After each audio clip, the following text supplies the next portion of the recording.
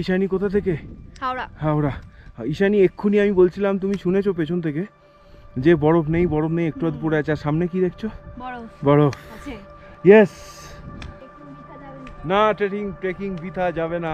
বরফের জন্য ঠান্ডা একদম লাগা শুরু হয়ে গেছে, তার জন্যে পুরো ড্রেস পুরো চেঞ্জ করে নিয়েছি। যাই হোক, বরফ দেখতে পেয়েছি, আর বরফের মধ্যেখানে একটুখানি না হাঁটলে হয়। বরফে যদি একটু ছবি না উঠলো তাহলে আর কি হলো, ওই জন্য বরফের মধ্যে যতটুকুনি সুযোগ পেলাম একটু এখানে লেন্সে কি লেগেছে, বরফ লাজবাব। এই হচ্ছে বাবান আসছে, বাবান পুরো রেডি শেডি গো। 7,000 টাকা দিয়ে জুতো কিনেছে, বরফ একটু না পেলে জুতোর অপমান। কি হর হর মহাদেব, হর হর মহাদেব।